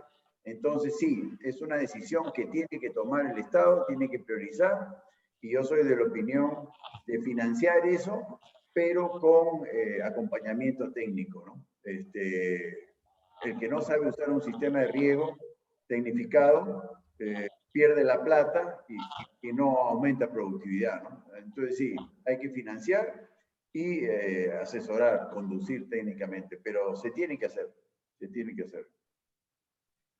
Y quisiera hacerte una pregunta adicional, justamente dado que Iván mencionó que ahora existe información sobre escenarios climáticos. ¿Esa información es conocida por los agricultores? Es decir, se toman decisiones en función de esos escenarios con la incertidumbre que tienen igual, pero se toman en cuenta para decidir, para planificar la producción agrícola en el país. Bueno, nuevamente, la agricultura moderna, todos, absolutamente todos tenemos estaciones meteorológicas, incluso interconectadas entre nosotros, ¿no? Y sí, nosotros sabemos las precipitaciones, las temperaturas, las humedades relativas, y medimos el riego en función a las variables climáticas, ¿no? Cuando nos advierten que va a llover o no va a llover, por supuesto tomamos decisiones a ese respecto. Pero hoy por hoy, la máxima evidencia, y disculpen que sea tan reiterativo, es la pérdida de la cantidad de agua dulce en los mares todos los años de nuestra vida, ¿no? Hace millones de años pasa lo mismo. Vayan, el río más ofensivo para mí, para los que vamos al sur, es el río Cañete, ¿no? Desde que yo nací, el río Cañete bota agua dulce, ¿no? Y tiene dos pampas eriazas al sur y al norte, ¿no? Tiene Asia hacia el norte y Chincha hacia el sur. Y botamos y botamos y botamos todos los días del año, ¿no? Eso pasa con el río Santa. En el Santa se hizo lo de Chavimochi, eso es una gran decisión, ¿no? Pero el Camaná, hay varios ríos que siguen botando agua dulce al mar y no la estamos utilizando. Entonces, yo creo que muy bien la tecnología de riego, la eficiencia en el uso del agua, estoy totalmente de acuerdo, pero más que por ahorrar agua, es por aumentar la productividad y la rentabilidad. La justificación es más por el lado financiero que por el lado ambiental, digamos, ¿no? No obstante, yo estoy de acuerdo con eso. Pero mucho más importante y mucho más relevante es guardar agua arriba, como decía Iván, y un poco aclarando, no a través de mega reservorios, no, mini reservorios, pero miles y miles de mini y pequeños reservorios. Así es. Muchas gracias, Fernando. Muy claro, muy puntual. La idea fuerza es importante justamente para que todos los que nos están escuchando el día de hoy pongamos manos a la obra desde donde estemos, ¿no? Desde la academia, desde el sector privado, desde el sector público, desde todas partes. Y justo me pones en bandeja la pregunta que tenía para Iván, justamente. Iván, es cierto que en los últimos años ha habido un incremento en el tratamiento de agua, ¿no es cierto? Pero seguimos tratando el agua, las aguas servidas, mejor dicho, seguimos tratando las aguas servidas, pero las seguimos botando al mar. O sea, en realidad lo estamos haciendo por un objetivo de no seguir contaminando nuestro mar, que está bien, pero no reusamos el agua. Y justamente Patricia hablaba de la economía circular, y la economía circular también es una economía circular del agua. Entonces, ¿qué planes hay ahí desde el ente regulador para ver cómo podemos hacer como hacen otros países? Nosotros, Lima, segunda ciudad más grande, ¿no es cierto?, en un desierto, y no reusamos el agua. Como dice Fernando, corre, ¿no? Corre al mar y se pierde. Adelante, Iván. Sí, gracias. Bueno, con respecto al agua residual, se requiere promover mucho más el acceso a las aguas residuales en la costa por parte de las empresas básicamente vinculadas a la agricultura y a la agroexportación, ¿no? El mecanismo que existe actualmente no es muy eficiente en la asignación, ¿no? Porque dejas a la empresa prestadora con los demandantes y muchas veces no hay condiciones de competencia como para que la asignación sea eficiente. Nosotros como organismo regulador estamos diseñando un mecanismo para poder hacer análisis de competencia y sobre ese análisis de competencia determinar un precio para poder asignar el agua para el reuso, ¿no? Eso en primer lugar. En segundo lugar, creo que sí, en el caso de Lima estamos botando el agua al mar y tenemos más bien ya que trabajar en lo que son propuestas para su reinyección y luego utilización para consumo humano, ¿no? O sea, yo no creo, digamos, que en los próximos 10 años estemos pensando traer agua del Mantaro, sino más bien reusar el agua en Lima para consumo humano, ¿no? Y eso implica trabajar muchísimo además con los usuarios en lo que ello implica. Pero antes tenemos que asignar de manera mucho más eficiente el agua residual en la costa, ¿no? Sobre todo, que es donde hay mayor posibilidades de reuso. Sí, sí, adelante, querías decir algo, Iván. Sí, creo que se cortó, ¿no? No, te escuchamos perfecto. No, sí, digo que lo que tenemos que mejorar es el mecanismo de asignación de las aguas residuales en la costa, que es utilizada por las empresas de agua, ¿no? Pero también hay que considerar, y para eso, digamos, hay un mecanismo que se está trabajando para que esta asignación sea mucho más eficiente.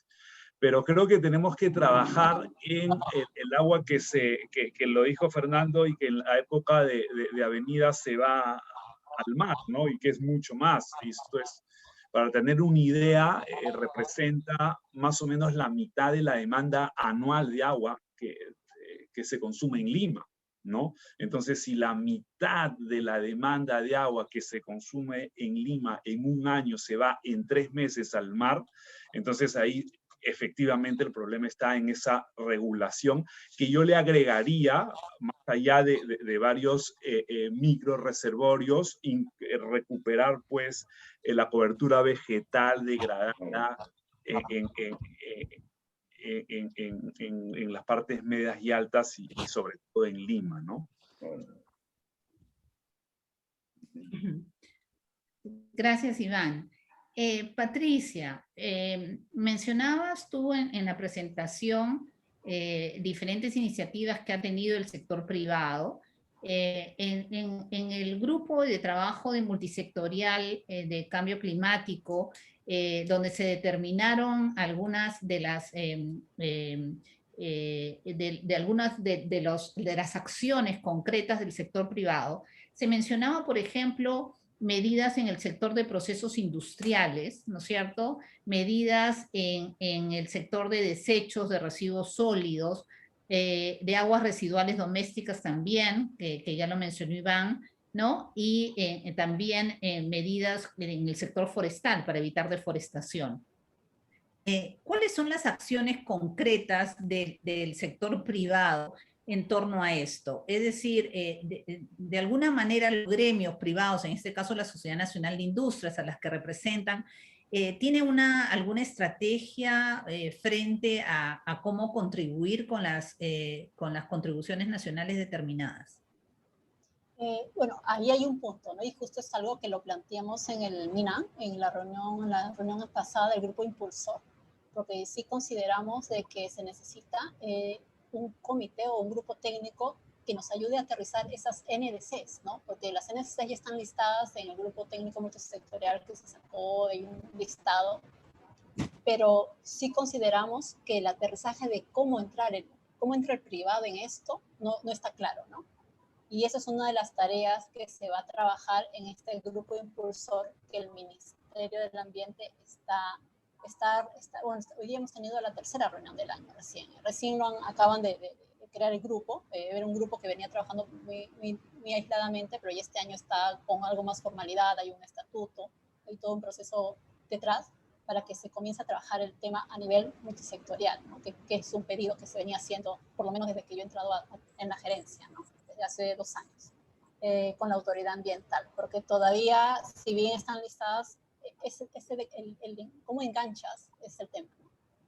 Para minería está más claro, para industria no, porque industria es multiactor, tenemos industria de diferentes tipos, ¿no? Y desde el gremio lo que estamos impulsando es que las empresas apuesten por la medición de huella de carbono. Y el MINAN tiene una plataforma que realmente ayuda mucho a las empresas. No es necesario que incluso se pueda contratar o tercerizar, incluso hay empresas que ellas mismas están haciendo el trabajo a través de la plataforma. Eso creo que es también algo interesante a resaltar, ¿no? Que no necesitas decir, lo terciarizo, no. Tú misma tienes la información, te recoges al interno y en la plataforma del ministerio te dan las herramientas, ¿no? Yo creo que es un tema también de toma de decisiones y de a pocos se está difundiendo.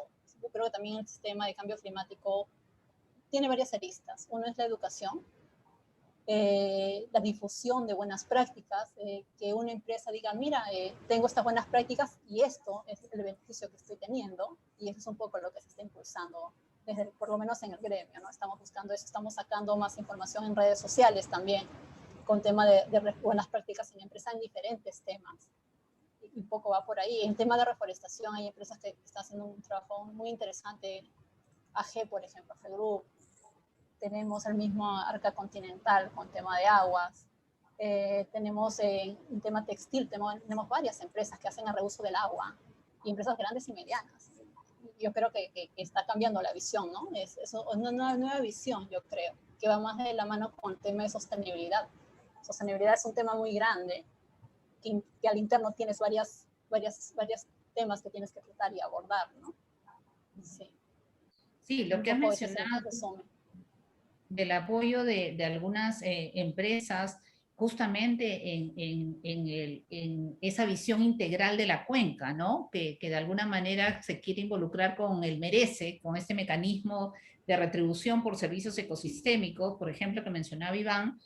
Es justamente una manera muy interesante de motivar a las empresas a hacer un trabajo que vaya más allá del propio negocio, digamos, específico o directo, sino que tiene un impacto también indirecto, ¿no? En la lógica ahora del valor compartido de las empresas, creo que por ese lado también es muy interesante lo que ustedes están haciendo en la sociedad.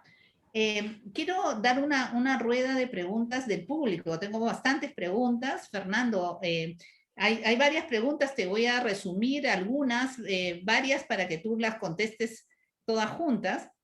Benji Velázquez pregunta, ¿por qué no se construyen reservorios y plantaciones forestales si es la solución directa para evitar las sequías? ¿Cuál es la verdadera razón detrás de esta poca inversión? Blanca Romero nos pregunta también tu opinión sobre el tema del arroz que te comentaba, ¿no? ¿Por qué seguimos intentando cultivar productos que usan grandes cantidades de agua? Otra de Luisa Costa, ¿qué oportunidades se pueden aprovechar con el cambio climático también para la agricultura? Me parece interesante porque no todo es negativo, también hay cuestiones positivas. Y finalmente una diciendo, siendo clara la importancia del agua para la salud y para la agricultura principalmente, ¿qué políticas debería desarrollar el gobierno para que la población no sufra por esta escasez y exista agua suficiente para campañas agrícolas en todo el país? Es un tema de legislación, es un tema de política. Adelante, Fernando. Bueno, ¿por qué no se hacen reservorios? ¿Por qué no se hacen plantaciones forestales? Pregúntenle a los políticos, ¿no? En 4 años nosotros hicimos 200 reservorios. ¿Por qué? Porque reclutamos a un estupendo profesional en siembra y cosecha de agua, el ingeniero Néstor Mendoza, y hicimos la hermandad del agua entre Ica y Huancavelica, y fue un éxito, ¿no? Nosotros afianzamos con muy pocos recursos 4 millones de metros cúbicos como capacidad en muy poco tiempo, ¿no? Pero mi sucesor ha suspendido el programa, ¿no? Entonces, no hay liderazgo en el Ministerio de Agricultura respecto de las bondades de la siembra y cosecha de agua, ¿no? Peor aún, hemos deforestado las laderas altoandinas, ¿no? Los ríos también los hemos deforestado. Los ríos en mi niñez tenían mucha vegetación, ¿no? Para evitar los desbordes y estas cosas. Entonces es una decisión. No los hacemos, parezco el Chavo, porque no los hacemos, así de sencillo. perfectamente se pueden hacer, son inversiones muy menores y tiene un gran impacto social. Yo lo pude vivir en Ica y es realmente desconcertante que no prioricemos el tema de los reservorios y plantaciones forestales, como bien dice Iván, ¿no?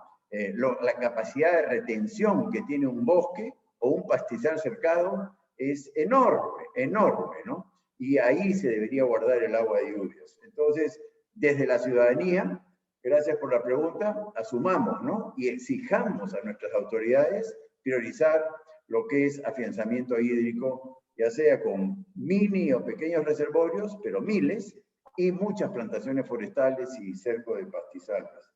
El arroz, hemos hablado 1000 veces, eso tiene una solución muy fácil. Cobrar por el agua en función al consumo, ¿no? Punto. Eso resolvería todo el problema del arroz.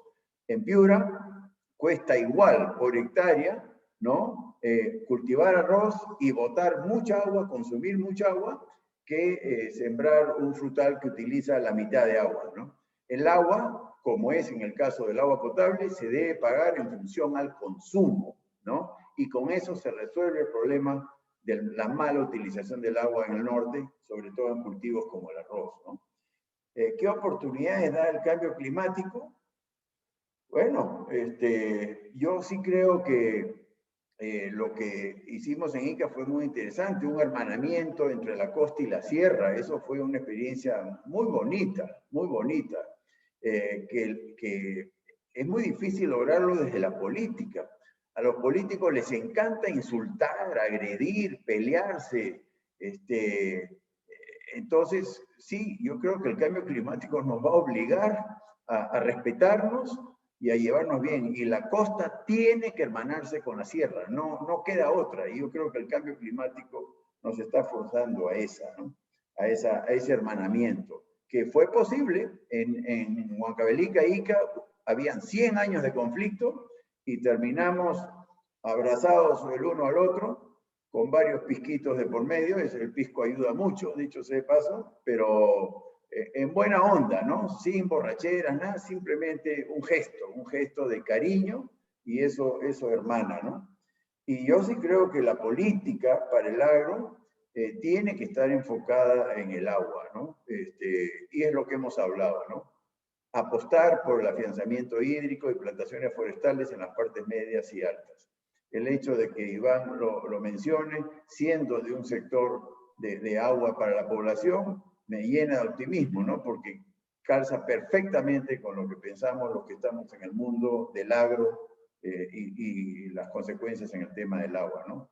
Sí, hay que priorizar el agua en la política. En Ica, dicho sea de paso, es tan valiosa el agua que una empresa agroexportadora paga al municipio por los desagües crudos, y los adecúa para riego de cultivos de exportación. O sea, la tecnología existe y sí podría perfectamente los desagües convertirse en una fuente de agua para la agricultura, ¿no?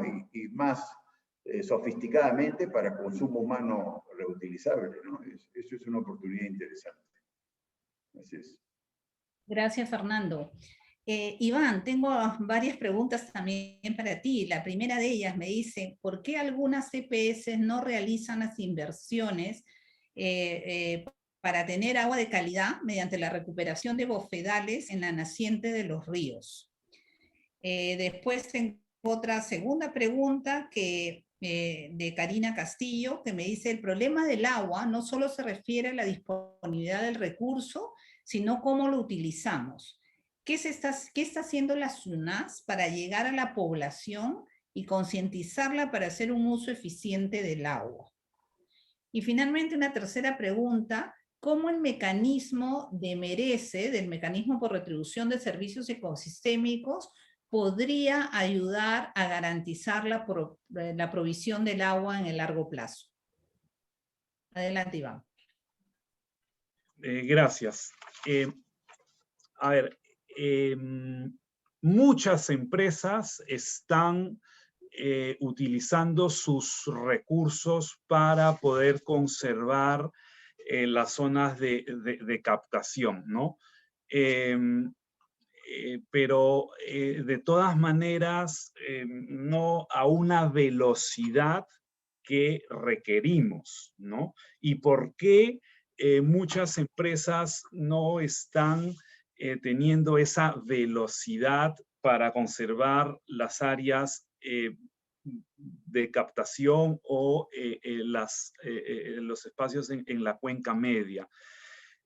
Básicamente porque el sector de agua potable y saneamiento no tiene las capacidades para poder gestionar los ecosistemas desde los cuales captan el agua. Esto es importante. El sector de agua potable y saneamiento ha tenido una formación muy vinculada al fierro y cemento, entonces es muy complejo entender el entorno. Cuando Sedapal empieza a subir por San Mateo para poder llegar a sus lagunas, no es bien recibida por la población, ¿no? Recién ahora que Sedapal está trabajando en invertir en la conservación de las fuentes, está empezando a cambiar, la población está empezando a cambiar esa percepción, actitud respecto a la empresa de agua. Entonces acá hay un tema ya que viene de concepción desde la matriz del propio sector de agua potable y saneamiento. Ahí se está trabajando, sí, no con la velocidad que necesitamos, porque ya mostré las tasas de degradación de los bofedales, o sea, tenemos que ir mucho más rápido. SUNAS, ¿qué está haciendo? SUNAS está promoviendo los mecanismos de retribución y está promoviendo además que las empresas de agua puedan hacer su ruta del agua, que pueda llevar a los usuarios hacia las fuentes de agua, porque los usuarios en las ciudades no necesariamente saben de dónde proviene el agua, o sea, muchos creen que viene del caño. Y para poder comprender este proceso, tienen que ir a recorrer la cuenca, tienen que ir a las lagunas y poder entonces entender y comprender el valor del agua y también lo que implica el buen aprovechamiento de esta agua en las ciudades, ¿no? Hay programas de micromedición, de renovación de redes para poder reducir las pérdidas, ¿no? Pero esto sí pues requiere una mayor conciencia. La tarifa es un mecanismo para poder valorar más, pero es insuficiente porque hay aspectos de equidad que también tenemos que considerarlos. Y desde la perspectiva de largo plazo y los mecanismos de retribución, muy interesante, voy a solamente mencionar el caso de Cusco.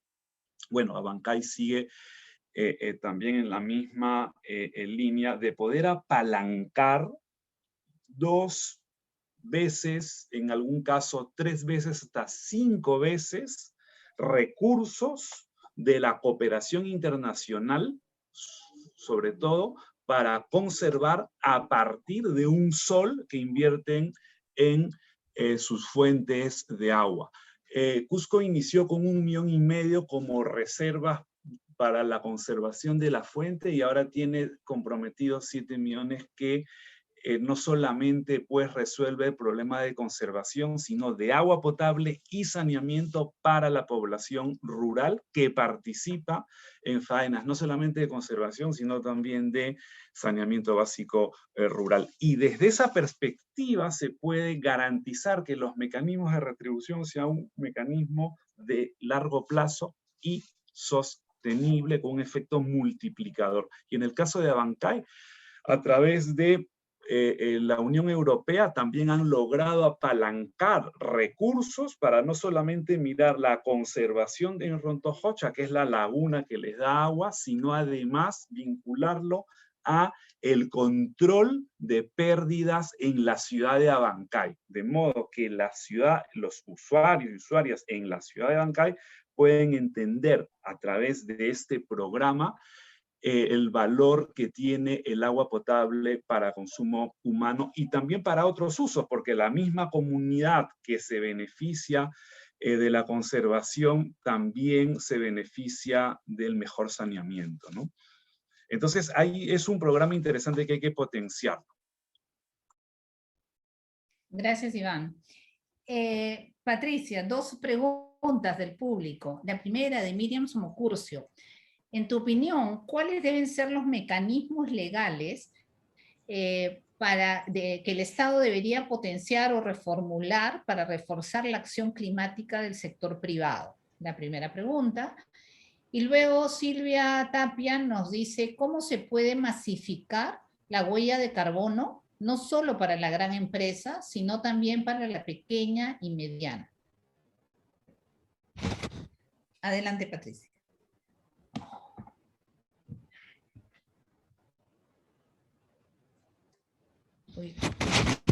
¿Qué mecanismos legales puede hacer el gobierno? Okay.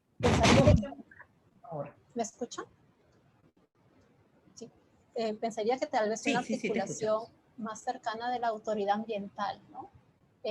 Por ejemplo, existe la Comisión Nacional de Cambio Climático y que en esta Comisión de Cambio Climático el sector privado tenga una representatividad para que también pueda ir con propuestas para avanzar en esta hoja de ruta hacia un cambio climático de los sectores involucrados, ¿no?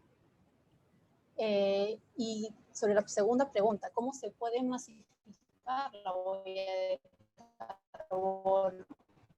Bueno, en este momento existe una plataforma que es la huella de carbono Perú, que lo tiene el MINAM en la página del Ministerio del Ambiente, que es una herramienta que lo están usando tanto empresas grandes, medianas como pequeñas. Si uno entra y mira las empresas que se han suscrito y que ya tienen una estrella, van a poder darse cuenta que son empresas de diferentes magnitud, ¿no? Es clara, que si alguno tiene una duda, uno puede escribir al Ministerio, pero también una de las cosas que estamos incentivando desde el gremio es los talleres vinculados a esta herramienta, que hemos hecho talleres desde el año 2019.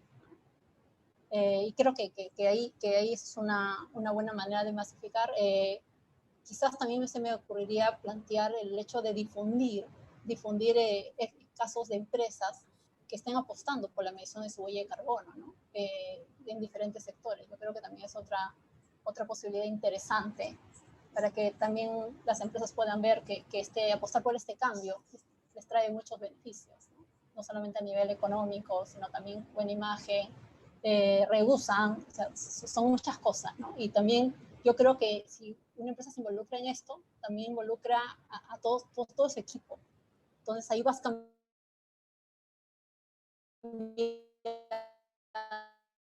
un poco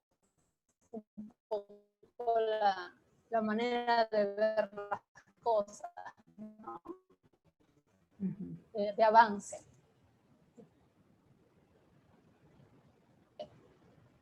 Estamos escuchándote un poco entrecortado, Patricia. Ya, apago el video, quizás para que se escuche mejor. Sí, por favor, sí, ya, sí, okay. Por favor. Sí, la primera pregunta o la segunda, ¿quieren que...? No, ya la última parte nada más.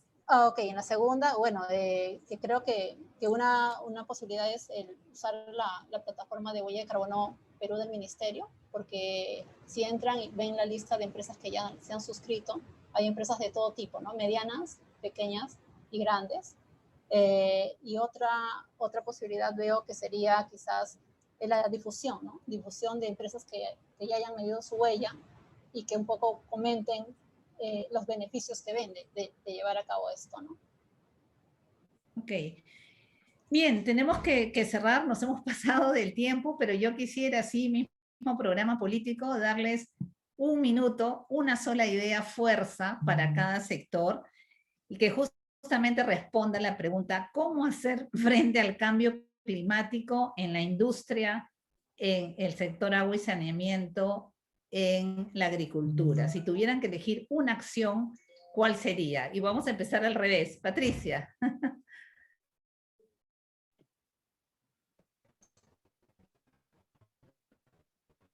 ¿Cómo hacer? ¿Cuál sería esa acción Yo clave, creo prioritaria? que empezar a aplicar economía circular desde nuestras casas. Yo creo que empezar a aplicar economía circular desde nuestras acciones, porque eso te va a ayudar a que tus emisiones sean menos y tu huella de carbono baje. Entonces yo creo que eso es importante, sí. Tomar conciencia. Ok, muchas gracias. Iván. Bien, que el sistema de abastecimiento de agua potable no empiece en la bocatoma, que capte el agua cruda, sino que integre al ecosistema, ¿no?, de aporte y a todos los actores que participan allí. De esa forma logramos la hermandad que Fernando Sillones logró entre Ica y Huancavelica, que lamentablemente luego decayó, ¿no? Fernando. Sí, hermanar a la costa con la sierra, ¿no? Ahí veo una pregunta de por qué no los agricultores pagan por los servicios ecosistémicos. Yo estoy de acuerdo en que paguen, ¿no? Yo estoy a favor de un canon hídrico o del merece, ¿no? Yo sí estoy de acuerdo en que el beneficio de la costa tiene que retribuir a la parte alta, a los alpaqueros de Huancavelica. Yo estoy de acuerdo con el pago, no estoy en desacuerdo. Yo no es que quiera el agua gratis y que se mueran los hermanos huancavelicanos. Yo quiero hermanarnos con respeto, por un lado, pero con justicia, es decir, con pago, ya sea merece o canon hídrico. Y ahí está la solución, el hermanamiento entre la costa y la sierra. ¿Sí? Muchísimas gracias a los tres. Creo que ha sido muy interesante y enriquecedora la conversación. Espero que los participantes también lo consideren así. Creo que tenemos mucha tarea en el futuro, desde donde estés, como mencionaba Patricia, desde el día a día como consumidores, ¿no es cierto?, como pobladores, desde las empresas prestadoras de servicios, desde la agricultura y desde todos los sectores que todos necesitamos el agua para vivir. Yo quiero nuevamente agradecerles a los tres, Patricia, Iván, Fernando, por su participación, y quiero decirle al público que pasaremos ahora el video completo como para el cierre del evento. Muchísimas gracias y hasta una nueva oportunidad. Gracias. Gracias, cuídense. Hasta luego, gracias, cuídense mucho. Gracias.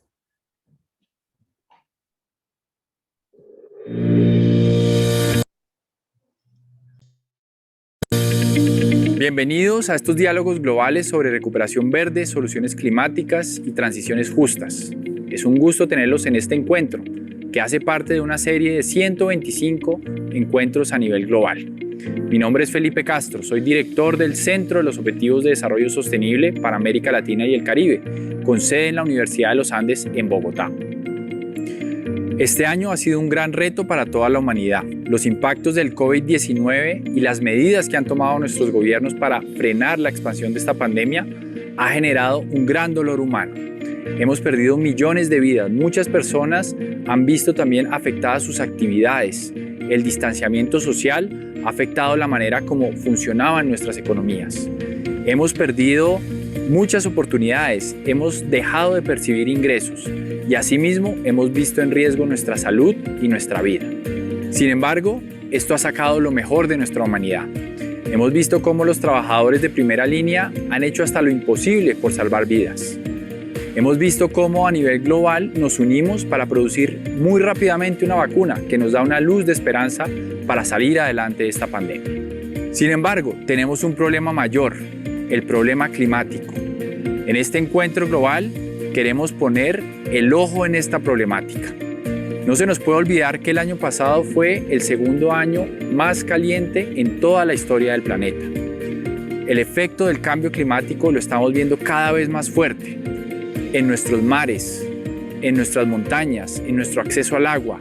Estamos viendo cómo ese aumento de temperaturas está cambiando la manera en cómo desarrollamos nuestras actividades en el planeta. Durante toda esta semana vamos a estar buscando soluciones a esta crisis climática.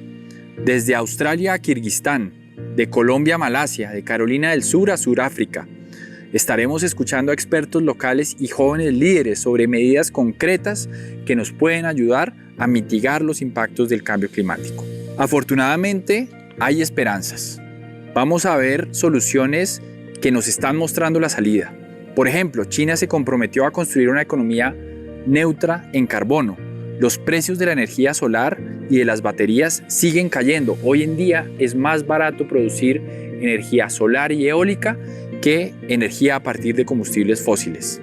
Asimismo, vemos cómo el sector privado está contribuyendo a esta solución. Empresas como Volvo se comprometieron a tener una flota totalmente eléctrica para 2030. Simultáneamente estamos viendo cómo los movimientos sociales son cada vez más demandantes. Black Lives Matter y Me Too nos mostraron el poder de ponernos todos a trabajar por una misma causa. El tiempo es corto, tenemos hasta 2030 para implementar esas soluciones climáticas. Es la década de la acción. Debemos cumplir con esas ambiciosas metas del Acuerdo de París que acaban de ser renovadas. Y debemos garantizar que se logre una transición justa, que los países que mayores capacidades tienen contribuyan mucho más a estas soluciones climáticas. Les pedimos a todos ustedes, jóvenes universitarios que están conectados con la acción climática, que nos acompañen en esta serie de webinars y veamos las soluciones que se están implementando. También compartiremos experiencias de ustedes que están tomando acción para solventar esa crisis a través de proyectos, a través de investigaciones, a través de trabajo con su comunidad, a través de iniciativas en redes sociales. Hay muchas formas en las cuales los jóvenes están empujando esas soluciones climáticas que necesitamos. Ayúdenos a que este webinar llegue a por lo menos 100.000 personas alrededor del mundo. El tiempo es corto, tenemos hasta 2030 para implementar las soluciones que nos van a permitir solucionar el problema del cambio climático. Debemos cumplir con el Acuerdo de París, debemos contribuir a esas metas que son más ambiciosas. El año pasado, varios países mejoraron su ambición climática. Debemos sumarnos a sus esfuerzos y lograr esas transiciones justas para que entre todos logremos salvar el planeta de los efectos del cambio climático. Los invito a todos ustedes, jóvenes que están conectados a estos eventos, a que nos ayuden a pasar la voz. Queremos que por lo menos 100.000 jóvenes vean estas grabaciones, conozcan los efectos que tiene el cambio climático y conozcan cómo desde su posición pueden contribuir. Vamos a compartir varias experiencias de jóvenes universitarios que están trabajando en temas de investigación, temas de incidencia en sus comunidades, movimientos de redes sociales que nos van a ayudar a tomar acción y que va a ser una contribución muy importante para lograr esas metas a 2030. Queremos también invitarlos a que se sumen a la campaña Clases por el Clima. Queremos ver el cambio climático en nuestros salones de clases. No importa lo que estemos estudiando, no importa las disciplinas en las cuales nos especialicemos. El cambio climático nos afecta a todos. Tenemos que ver sus elementos sociales, sus elementos económicos. Tenemos que entender la ciencia del clima. Eso hace que le demandemos a nuestros profesores que nos enseñen el cambio climático desde esas diferentes perspectivas. Esperamos que con estos encuentros podamos compartir con antropólogos, sociólogos, economistas, artistas. Podemos analizar cómo estamos enseñando el cambio climático y cómo podemos traducir esto en acciones en nuestro entorno universitario y sobre todo en ustedes, los estudiantes. Muchas gracias por acompañarnos en este proceso.